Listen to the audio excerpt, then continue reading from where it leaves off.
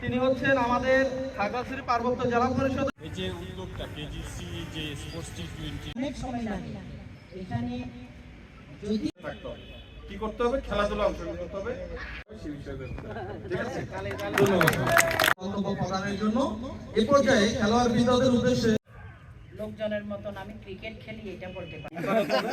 সেটাই সবাই একটু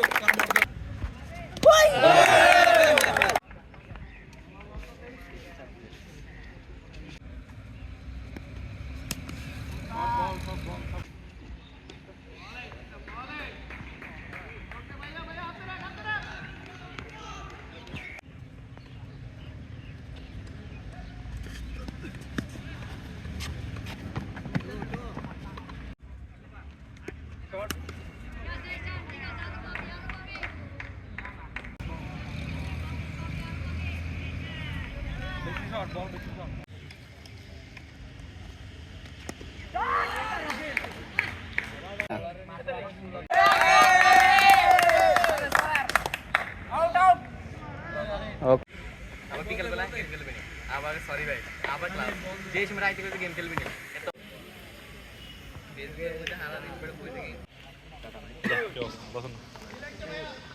এই টুর্নামেন্টের কারণে এলাকার যুব সমাজ আর উদীয়মান যে ক্রিকেটারগুলো এরা মাঠমুখী হবে এবং সবাই আমরা যুব সমাজ যদি এভাবে খেলাধুলায় আগের মতো আবারও ফিরে যাই তাহলে আমরা মাদক মুক্ত একটা দেশ পাবো এবং মাদক থেকে অনেকটাই আমাদের যুব সমাজকে রক্ষা করতে পারবো।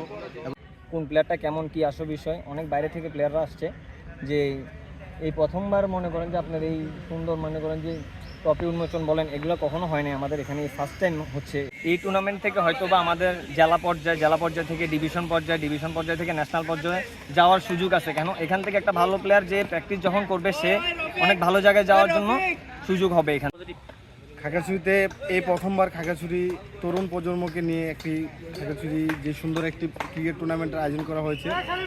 আমাদের খাগড়াছড়ি সদরের এবং বাইরের যে টিমগুলো আছে তারাও এই তরুণ প্রজন্মের এই টুর্নামেন্টে অংশগ্রহণ করেছে। এটা দিয়ে অনেক ভালো একটা শুরু হয়েছে টুর্নামেন্টের যাত্রা, আর এখানে অনেক ফ্যাসিলিটিস ভালো দিয়েছে, তাই মানে আর টুর্নামেন্টে আরো সাফল্য কামনা করছি।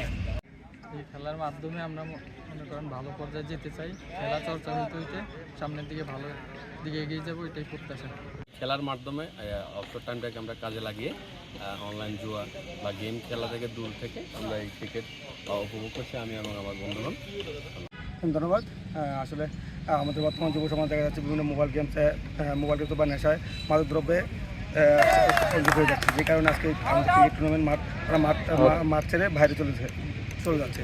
যেখানে আজকে আমাদের এই ক্রিকেট টুর্নামেন্ট একটি আয়োজনের মাধ্যমে আমি মনে করি যে খেলাধুলার মাধ্যমে আমাদের যুব সমাজটা মাদক বা বিভিন্ন মোবাইল গেমস থেকে মুক্তি পাবে। তারা যদি মাঠে থাকে তাহলে আমাদের যুব সমাজ সামনের দিকে এগিয়ে যেতে পারবে। আর আমাদের এই টুর্নামেন্টটা এক মাসব্যাপী চলবে, তারপর আমাদের একটা ফাইনাল অনুষ্ঠানের মাধ্যমে শেষ হবে।